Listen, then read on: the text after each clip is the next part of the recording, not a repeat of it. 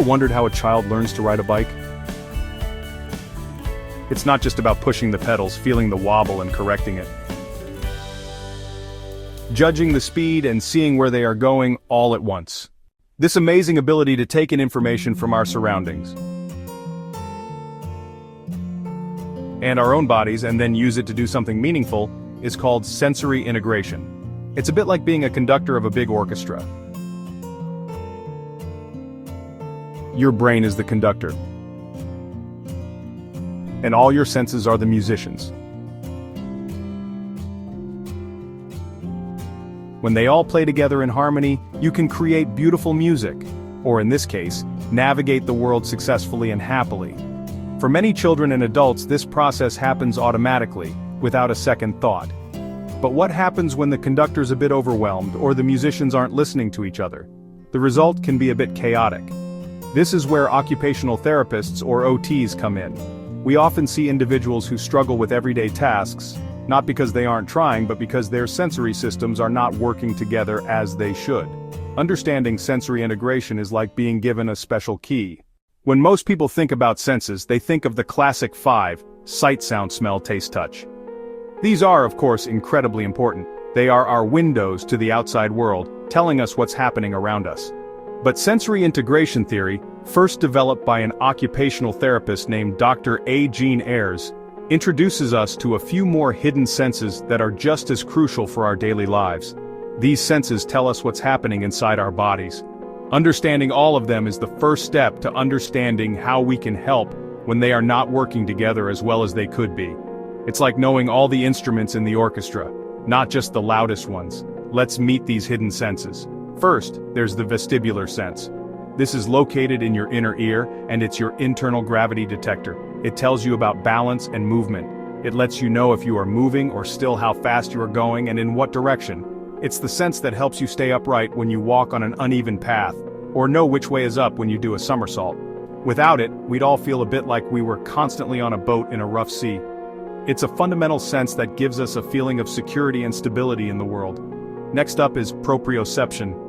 This sense comes from our muscles and joints. It's our body awareness sense. Close your eyes and touch your nose with your finger. How did you know where your nose was without looking? That's proprioception at work. It tells your brain where your body parts are in relation to each other. This is why you can walk up a flight of stairs without staring at your feet for every single step. It allows us to use the right amount of force for a task, like picking up a delicate egg without crushing it. So, what does it look like when this amazing integration process doesn't run so smoothly? Imagine your brain as a traffic controller at a busy intersection. When sensory integration is working well, the traffic flows smoothly in all directions. But when it's not, you might get traffic jams, collisions, cars going the wrong way. This is what we call sensory processing challenges or sensory modulation disorder. It's not that the senses themselves are broken. The eyes can see, the ears can hear. The problem lies in how the brain interprets and responds to the information it receives from those senses. These challenges can make everyday life feel very overwhelming. One common pattern is being over-responsive or hypersensitive. For these individuals, the sensory volume is turned up way too high. Sound might seem deafening, gentle touch might feel painful, or alarming lights might feel blindingly bright. This can lead to what looks like difficult behavior. A child might have a meltdown in a busy shopping center, not because they are being naughty, but because sensory overload pushed their nervous system into fight or flight. On the other side of the coin, you have individuals who are under-responsive or hyposensitive. For them, the sensory volume is turned down too low. They need much more sensory input to register and respond. This might be the child who seems constantly on the move, crashing, bumping, jumping. Their body is craving intense proprioceptive input, vestibular input, to feel organized and aware. They might not notice when their face is messy after eating, or they might not seem to feel pain as much as others. They are constantly seeking stimulation to feel right and get their sensory engine running. Then there is a third category: sensory discrimination and motor control. The brain has trouble interpreting finer sensory details. Before we can start helping, we first need to become sensory detectives. The assessment process is all about gathering clues to build a complete picture of a person's unique sensory profile. There isn't a single blood test or scan that can tell us someone has sensory processing challenges. Instead, we rely on a combination of skilled observation, careful listening, Standardized tools. The first and most important part of this process is talking to the client, talking to their family or caregivers. We need to hear their stories. What are the daily struggles? What situations are most difficult? What things seem to bring comfort or joy? This gives us invaluable insight into their lived experience. One of the key tools we use is structured observation. We watch the client in different environments, particularly during play for children. We might observe them in our clinic with sensory equipment. Do they run straight for the swing and spin for ages? Or do they avoid it completely? Alongside observations, we use standardized questionnaires. The sensory profile is a common example. The answers help us quantify and categorize sensory responses. Putting all this together allows us to form a sensory hypothesis. That hypothesis becomes the foundation for our therapy plan, ensuring interventions are tailored. Once we have a clear understanding of a client's sensory needs, we can begin the fun part: therapy. A core principle of sensory integration therapy is providing what Dr. Ayers called the just right challenge. This means creating activities that are not too hard and not too easy, but perfectly pitched to challenge the brain to organize sensory information more effectively. The goal is not to teach a specific skill directly, but to foster an adaptive response. An adaptive response is a purposeful, goal-directed action in response to a sensory experience. For example, successfully navigating an obstacle course is an adaptive response that requires the integration of vestibular, proprioceptive, and visual information. Therapy often takes place in a specialized environment, sometimes called a sensory gym. This room is filled with specific equipment designed to provide rich vestibular, proprioceptive, and tactile input. You'll often see a variety of swings: platform swing, net swings, lycra swings. There might be crash pads to jump onto ball pits to dive into, and scooter boards to ride on. These activities are not just random play, they are carefully selected by the therapist. For a child who is under-responsive and sensory-seeking, a session might involve lots of fast, swinging movements, and crashing onto mats to provide that intense input they crave and help them feel more organized. The therapist's role is to be a guide and collaborator. The sessions are very child-directed. We follow the child's lead and their intrinsic motivation. If a child is drawn to the swing, we use that as our starting point. We might then add a layer of challenge, like asking them to throw a beanbag at a target while they are swinging. This encourages their brain to process the movement, the feeling of their body, and what they see all at the same time to achieve a goal. We are constantly observing the child's reactions and adjusting the activity on the fly to ensure they remain engaged and successful, building their confidence and skills. It's important to remember that the goal is always to help the brain build stronger, more efficient pathways for processing sensory information. We are helping the nervous system to mature.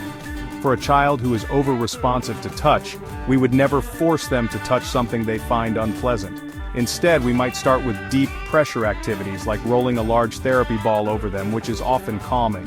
Then we might gradually introduce different textures in a playful, non-threatening way, like finding hidden toys in a container of dry rice or beans. While the work we do in the sensory gym is incredibly important, the real magic happens when these principles are carried over into a person's everyday life. An hour of therapy a week can make a big difference, but a 24/7 sensory supportive lifestyle can be truly life-changing. A huge part of our job as occupational therapists is to empower parents, teachers, and the clients themselves with the knowledge and tools to create sensory-friendly environments and routines. This is often referred to as creating a sensory diet. Just like a nutritional diet provides the food our body needs, a sensory diet provides the sensory input our nervous system needs to stay calm, alert, and organized throughout the day. A sensory diet is a personalized plan of activities. It's not a one-size-fits-all solution. For the child who is under-responsive and needs lots of movement to focus, their sensory diet might include jumping on a mini trampoline for 5 minutes before starting homework. It could involve using a wiggle cushion on their chair at school, or having heavy work jobs like carrying books, wiping down tables. These activities provide the proprioceptive and vestibular input their brain is craving, which can help them sit still and concentrate when they need to.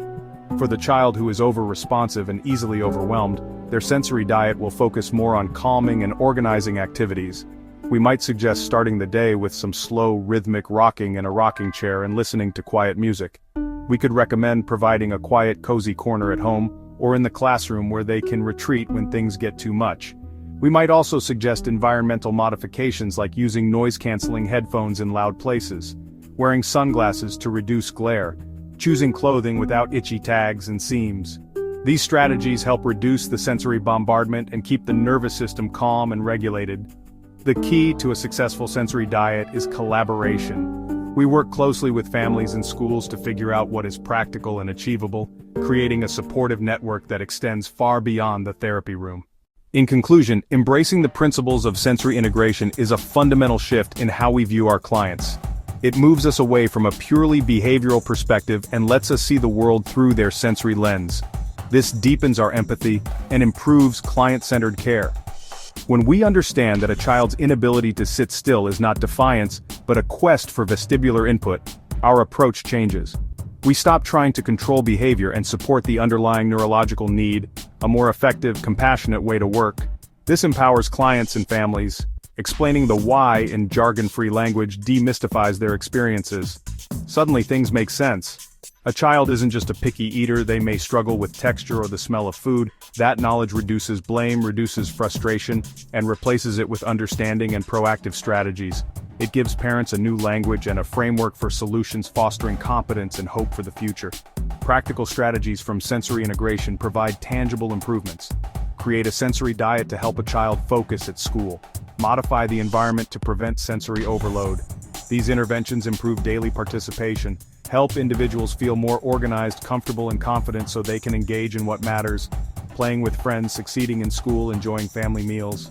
It builds foundational skills from motor skills to social-emotional regulation. We become true partners in their journey, helping them build skills to not just cope but to thrive.